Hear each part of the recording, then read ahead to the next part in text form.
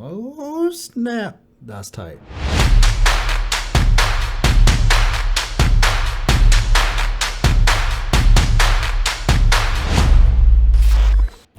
What's going on? My name is Alex with Portland Event Films. If you're new here, consider subscribing. I talk all things Sony cameras, weddings, commercials, do some tutorial and lighting reviews.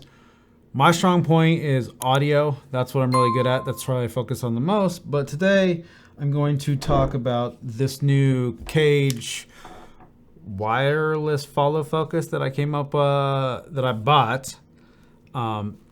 It's a two-part setup, but this was originally can be used as a wireless follow focus.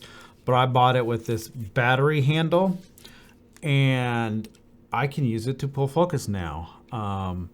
Do I recommend this? Who do I recommend this for?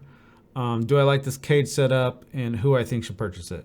So just a disclaimer for purposes that I can only explain. I do have my a7 III in here, but this is actually the Cage for the a7S III. That's what I'm filming on right now, and I really can't show this Cage in camera without a camera put in here, so I kind of jimmy rigged the camera in here. So let me tell you what I don't like about this first, and then I'm gonna get into the pros, because there's far many pros than cons. One, this is adjustable, kinda. You can watch how much force I gotta push into changing it. That's good or bad depending on what your preference is, but it's not smooth. But once it's in there, it's where I really want it. Now I love this one that I got. I'll put a link in the description to which setup that I got. Now you can adjust the length in here, then you can tighten this down, then you can also adjust this up here.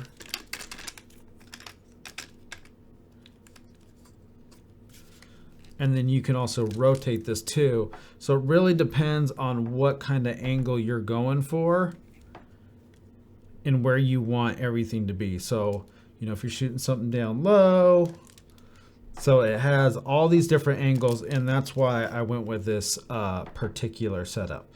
Now, the reason why I said who is this for? Do I suggest this or not? And that's why I said it really depends. Now, if I'm using this lens here, I wouldn't really suggest it because it's a fly-by-wire, meaning when you're pulling focus, the whole point of this is being able to set what is AB points or in and out points, meaning, all right, I want to focus from 2 feet to 5 feet.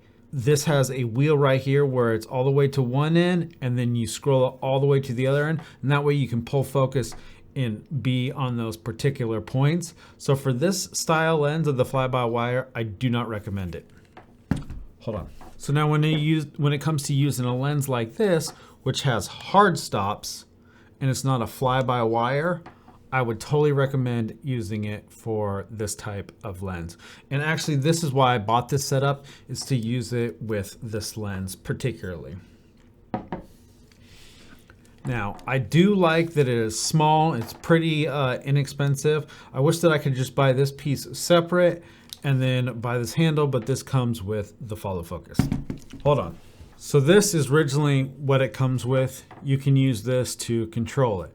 Now this is great where if the camera is far away or where I'm recording, if I needed to pull focus, I could use this to turn it, pull focus, set my AB points. It's a little bit easier to program your AB points and also to do like your calibration for your lenses. So I like this, but it's not really good for putting on the side and being able to focus where you actually have like a handle here. So I actually really don't use this that much anymore because I needed a setup like this for run and gunning where I could, set my AB points and being able to pull focus without actually putting my hands on the lens and get those micro jitters. So if you're using it for that purpose, I definitely recommend it and I like it. Overall, this is a really good setup. It's a little bit tricky to figure out how to calibrate this because first you have to calibrate the lens throw from minimum focus to infinity focus, and then you actually have to then you actually have to calibrate this wheel from all the way left to all the way right, and it takes a little bit of adapting. They do have one video where you have to push cal once, go all the way to the left, push cal twice, go all the way to the right, and then that calibrates this dial wheel. And then you also have to calibrate this lens. Now the problem with these lenses is there's no hard stop. So when you get to the maximum focus distance, you got to hold it so it thinks that it's a hard stop, and then it goes to the minimum focus distance, and then you have to hold it again. So it's not really that great. And also this wheel, when you're turning it, depending on how fast you can, the focus by wires all depends on how fast that you focus. So it's not really good all the time. So I use this just when I want to go small distances, but I don't want to put my hands on the lens for micro jitter. So when I'm doing run and gunning and I'm moving the camera around and I want to change the focus, then I'll use something like this. Now another reason why I chose this lens is because this is a cinema lens, meaning there's not going to be focus breathing. When you get on this lens, when you're in about the 35 to 16, you're not going to see a lot of focus breathing, but anything on the 50 to 80, as soon as you start moving that focus, you're really going to notice a difference in the focus breathing, and it's almost like hunting and zooming in and out. I originally wanted to use this with my 90 macro, but you just can't. One, you get the micro jitters, and two, the focus breathing is too much, and that's why I went and picked up this cinema lens. Just did a review on this. Check it out. I'll link it up in the top corner. So overall, for the money, it is a great value. I think for this whole setup here, I think for the cage and this side handle, I think it was like right around 300 bucks. And then when I bought this by itself, it was right around $200-300 bucks. I'll link them down below where I got them. So it's not for everybody. If you're doing some run gun and you want to get some focus pulling manually instead of automatic, then I highly recommend it. I do a lot of commercial work, so I want to be able to hit my focus points, go from A to B, and where you have time to set everything up, because it does take a little bit of time to set up a focus pull, and you don't want to have to do that every time when you go from shot to shot to shot. So this is why I'll use it in my run and gun scenarios on this lens, and I don't have to worry about it, is because I'm not setting AB points. I'm just barely touching this and doing some focus pulls. So depending on what I'm doing and in what I need to accomplish, I'll go ahead and use this. But when it comes to my commercial work, I need something with hard stops, and I need something more precise and have a little bit more setup time.